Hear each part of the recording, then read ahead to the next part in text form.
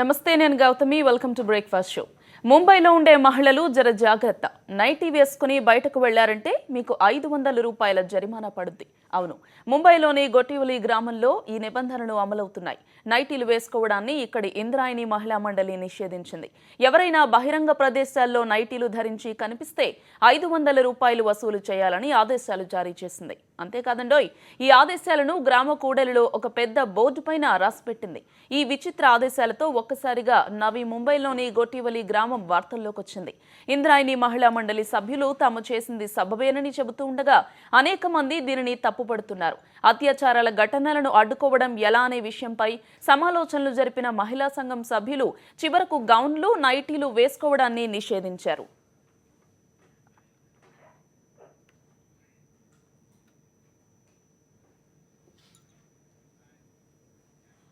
So ఈ nightie రగడపై మనతో చర్చలో పాల్గొనేందుకు దేవి గారు, ప్రగతిశీల మహిళా సంఘం అధ్యక్షురాలు, అలాగే దేవి సామాజిక కార్యకర్త, అలాగే ఉప్పల శారద గారు మహిళా సంఘం నేత మనతో ఉన్నారు. వాళ్ళతో మాట్లాడదాం. దేవి గారు, సో ఎప్పుడు ఇలాంటివి వింటూనే ఉంటాం. ఏంటంటే అమ్మాయిలు డ్రెస్ కోడ్ వల్లనే అత్యాచారాలు ఎక్కువగా జరుగుతున్నాయి అనే అభిప్రాయం చాలా మందిలో బలంగా కూరుకుపోయింది. సో అలాంటిదే ఇప్పుడు నైటీ రగడ కూడా. దీని గురించి మీరేమంటారు?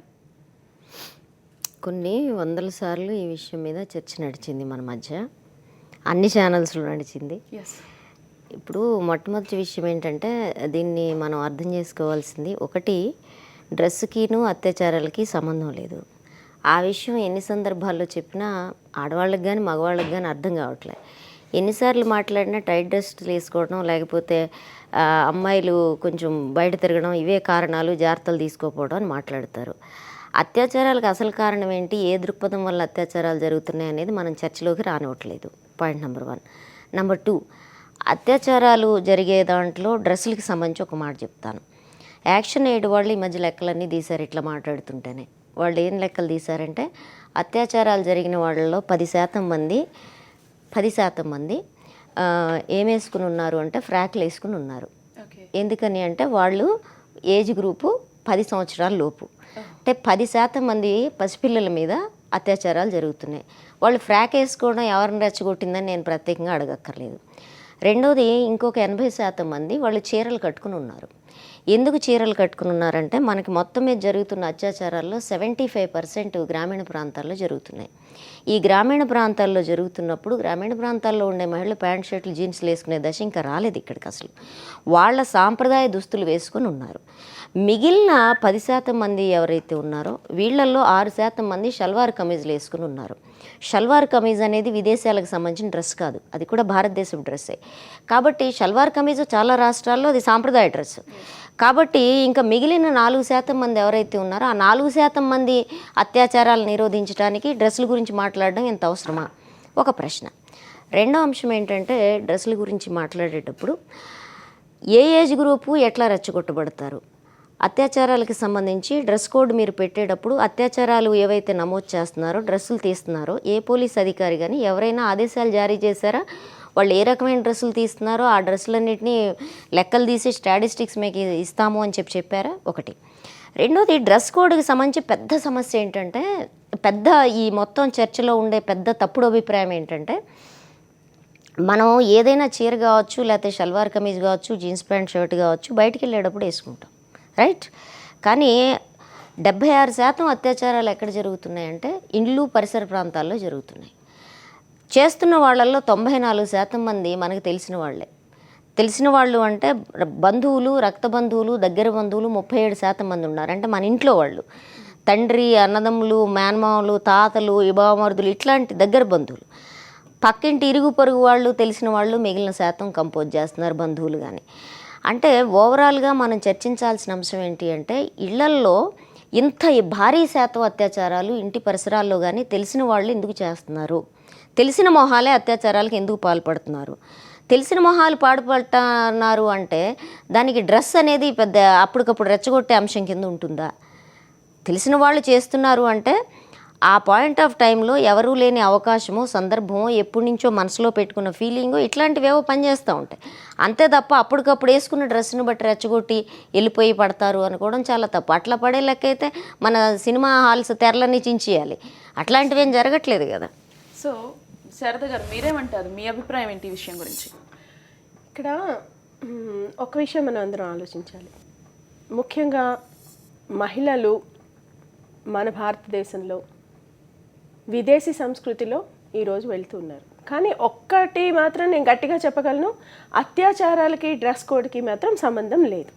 కాకపోతే మన సమాజంలో మహిళకు ఒక గౌరవం దక్కాలి అని అంటే, మహిళని గౌరవంగా చూడాలి అని అంటే, ఇప్పుడే మరి సుధా గారు చెప్పారు, దేవి గారు చెప్పారు ఏంటంటే, మనకి తెలిసిన వాళ్ళే, మన సర్కిల్లో వాళ్ళే, మన ఇంటి ముందు ఇంటి పక్కన ఉన్న వాళ్ళే మనకి మీద ఇచ్చేస్తున్నారని. కాబట్టి ఏంటంటే సమాజంలో మన ముందు, మన వెనకాల, మనం తిరిగే ప్రదేశాలలో ఒక మహిళ ఎలా వెళ్ళాలి, ఎలా ఉండాలి అన్నది కూడా మన పెద్దవాళ్ళు ఇంతకుముందు ఎందుకు మన మీద చాలా ప్రెషర్ వేసి, నువ్వు ఇలానే ఉండాలి, 18 ఏళ్ళు వస్తే లంగావణి వేసుకోవాలి, 16 ఏళ్ళు వస్తే ఇలా వేసుకోవాలి, పెళ్ళైతే చీర కట్టుకోవాలి, ఇవన్నీ ఎందుకు పెట్టారు అని అంటే, మన కుటుంబంలో కూడా మన మీద ఎవరికి కూడా ఆ రకంగా ఒక భావన కలగకూడదు అని. ఇప్పుడు ఈ నవేలి అనే గ్రామంలో వీళ్ళు చేశారు అని అంటే, అక్కడ మహిళలు సమాజంలో ఏదైనా ఒక విపరీతమైన వ్యాఖ్యలకి గురవుతున్నారేమో. అక్కడ మహిళా సమాజం వాళ్ళు అవన్నీ వినుంటారు. ఈ మహిళలందరూ ఉదయాన్నే నైటీలతో బయటకు వచ్చి పాలుకొనో, పెరుక్కొనో, కూరగాయలు కొనో, రోడ్ల మీద లేకపోతే ఆ వీధి గ్రామాలలో కానీ తిరుగుతూ ఉండడం వల్ల పక్కనున్న మగవారు ఏ రకంగా వ్యాఖ్యలు చేస్తున్నారు. కాబట్టి ఈ రకమైన వ్యాఖ్యలు ఈ రకంగా ముందుకు వెళుతూ ఉన్నప్పుడు ఏమవుతుంది, ఆ మహిళా సంఘం వారు అయితే ఇక్కడ నేను మహిళా సంఘం వారిని ఒకటి కూడా చెప్తాను, ఏదైనా వస్తే మనలో పరివర్తన తేవాలి తప్ప జరిమానాలతోనూ మనం ఏదో ఒక ఆదేశాలతోనూ మాత్రం తేకూడదు. 500 జరిమానా వేస్తాను, నైటీ వేసుకుంటా అని తేకూడదు. ఇగో ఈ రకంగా మన వ్యవహారం సాగుతోంది. ఈ రకంగా మన దగ్గర ఉన్న చుట్టుపక్కల మగవారందరూ కూడా ఈ రకంగా మన గురించి వ్యాఖ్యలు చేస్తున్నారు. కాబట్టి మనం వీటిని మార్చుకోవాలి. ఎప్పుడైతే మనం ఈ పద్ధతులు మార్చుకుంటామో అప్పుడు మన మీద మనకి గౌరవం ఏర్పడుతుంది సమాజంలో. మన సమాజంలో ఒక మహిళలుగా గౌరవంగా బతకాలి అని అంటే కొన్ని పద్ధతులు ఉన్నాయని, ఆ రకంగా ఒక మంచి భావన ద్వారా వారిని మార్చాలి, సమాజాన్ని మార్చాలే తప్ప ఎంతసేపు గట్టుదిట్టం చేసి జరిమానాలు వేస్తే సమాజం మారదు. దానివల్ల అనేక రకాల వ్యాఖ్యలు, వాదోపవాదాలు వస్తాయే తప్ప మరి ఇంకేం కూడా కుదరదు. కానీ ముఖ్యంగా ఈనాడు మనం ఆలోచించింది ఏంటి అని అంటే, మనం ప్రాచీనంగా వస్తున్న సమాజంలో మహిళ అంటే ఒక గౌరవం ఉంది. ఆ గౌరవాన్ని నిలబెట్టుకోవడానికి ముందు ఎలా వెళ్ళాలి, అది మాత్రం ఈరోజు మనం ఆలోచించాల్సిన పద్ధతి ఉంది. ఇప్పుడు మనం ఒక సాఫ్ట్వేర్ కంపెనీలో పనిచేసే అమ్మాయి వెళ్ళి నువ్వు చీర కట్టుకుని వెళ్ళాలమ్మా అంటే అమ్మాయి వెళ్ళలేదు. అలా అని చెప్పి జీన్స్ వేసుకున్నా, ఏది వేసుకున్నా కానీ అది చక్కగా ఏంటంటే పొందిగ్గా ఉండేటట్టుగా ఉండాలి. మనకు వచ్చే సినిమాలు ఈరోజు, ఆ సినిమాల వల్ల చాలా రకాలుగా ప్రభావితం అవుతున్నారు యువత.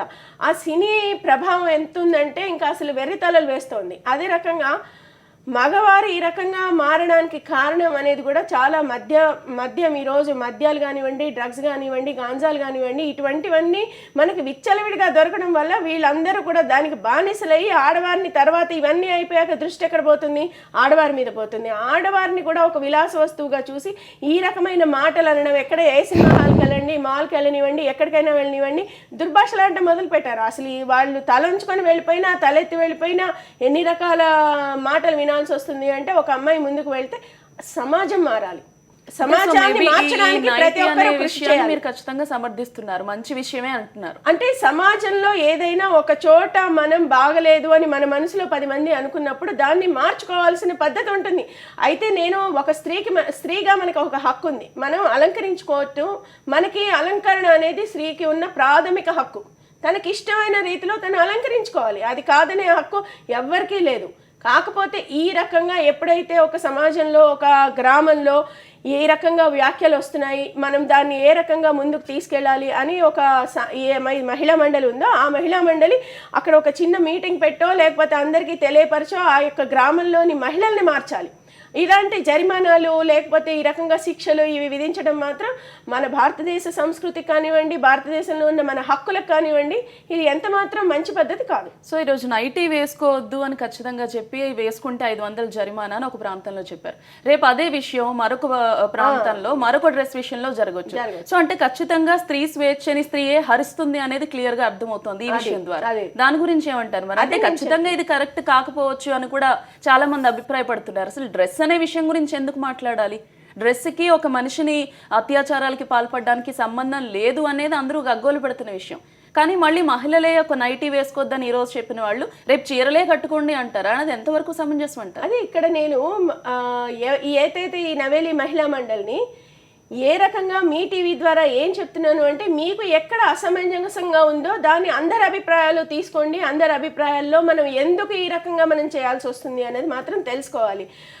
ఎక్కడైతే ఇప్పుడు అటువంటి విషయాన్ని మనం తెలుసుకొని ప్రజలందరికీ, అక్కడ ఉన్న మహిళలందరికీ తెలియజేస్తామో వారి వారి అభిప్రాయాలు తెలుసుకోవాలి. అంతేగాని మనం నిరంకుశంగా దీన్ని జరిమానా వేయడం అనేది, నిజంగానే ఈ రోజు ఇక్కడ జరిమానా మొదలవుతుంది, ఇంకెక్కడో ఏదో మొదలవుతుంది, ఇంకెక్కడో చిన్న చిన్న గ్రామాల్లో చాలా మూర్ఖత్వంగా గ్రామ పెద్దలందరూ దాన్ని ఇంకొక 10 రకాలు దానికి ఎడిషన్ చేసి దాన్ని మళ్ళీ కూడా ఇంకా చేయడం జరుగుతుంది. కాబట్టి ఇది ఖచ్చితంగా ఖండిస్తున్నాను. ఒక మహిళ నైటీ వేసుకొని రోడ్డు మీదకి రాకూడదు అని కాదు, కానీ సరైన దుస్తులు వేసుకొని బహిరంగ ప్రదేశాలలో రావాలి. ఇప్పుడు మనకి వెస్ట్రన్ కంట్రీస్లో కూడా ఒక రూల్ ఉంది, నైట్ డ్రెస్తో మనం బయటకు తిరగకూడదు అని. నైట్ డ్రెస్తో తిరగకూడదు అని ఎందుకు రూల్ ఉంది అని అంటే, మనం పడుకొని లేచి అదే దుస్తులతో బయటకు వెళ్ళినప్పుడు అది ఏ రకంగా ఉంటాయి అన్నది వాళ్ళ యొక్క అభిప్రాయం. కాబట్టి మీరు షార్ట్స్ వేసుకోండి, మీరు జీన్స్ వేసుకోండి, మీరు టీ షర్ట్ వేసుకోండి, మనం ఏ డ్రెస్ అయినా వేసుకోండి, కానీ పడుకున్న దుస్తులతో, ఇంట్లో పడుకొని ఉన్న దుస్తులతో మాత్రం బయటకు వెళ్ళకూడదు. ఇంట్లో పడుకొని ఉన్న దుస్తులతో ఇంట్లో తిరగండి, కానీ మీరు బహిరంగంగా తిరగడం వల్ల అది సమాజంలో ఒక స్త్రీకి అగౌరవం. స్త్రీకి గౌరవాన్ని పెంచే విధంగా ఉండాలి, కానీ స్త్రీకి అగౌరవంగా ఉండే ఏ పద్ధతి కూడా మనం అనుసరించడానికి తగదు. ఇది మనంలో మనం మాట్లాడుకుంటూ ఉన్నాం, కానీ అక్కడ నవేలీలో మహిళా మండలి వాళ్ళు బహిరంగంగా చెప్పలేక చెప్తూ ఉన్నారు. కానీ ఇది సరైన మార్గం కాదు. ఏదైతే ఈ 500 జరిమానా వేస్తామో ఇది మా యొక్క రూలు, రెగ్యులేషను, చట్టం అని చెప్పి వాళ్ళ చట్టాన్ని వాళ్ళు చేసుకొని అందరి మీదగా బలవంతంగా ఆ చట్టాలు రుద్దడం అనేది మంచిది కాదు. ఈ చట్టం ఎవ్వరు కూడా ఇటువంటి బోర్డులు, నోటీస్ బోర్డులు కానివ్వండి, చట్టాలు కానివ్వండి, మనం ఎంత మాత్రం వీటిని అంగీకరించకూడదు. వీటిని ఎప్పటికీ అంగీకరిస్తే ఈ గ్రామం నుంచి ఇంకో గ్రామం, ఇంకో గ్రామం నుంచి ఇంకో గ్రామం, ఇంకా నువ్వు మీరన్నట్టు చీర కట్టుకోవాలి, నుదురు మీద 10 బొట్టులు పెట్టుకోవాలి, లేకపోతే ఇంకో జడలు వేసి తిరగాలి, ఇటువంటివన్నీ వస్తాయి. కాకపోతే అక్కడున్న మహిళలకి చక్కగా చెప్పాలి, ఏంటి ఇది, ఎందుకు మనకి ఏమవుతుంది, సమాజంలో మనం ఎందుకు అగౌరవమైన మాటలు పడుతున్నాము, దీని మాటలు పడకుండా మనం ఏం చేసుకోవాలి, అక్కడ ఎవరు అన్నవాళ్ళు ఎవరు, అసలు అన్నవాళ్ళకి ఏ రకంగా మనం బుద్ధి చెప్పాలి అన్న విషయాన్ని కూడా మనం విశదీకరించి అక్కడ ఉన్న మహిళలకి కొంచెం అవగాహన చేయాలి. రైట్, ఈ చర్చను మరింత కొనసాగించే ముందు బ్రేక్ఫాస్ట్ షోలో ఒక షార్ట్ బ్రేక్ తీసుకుందాం. Stay with us.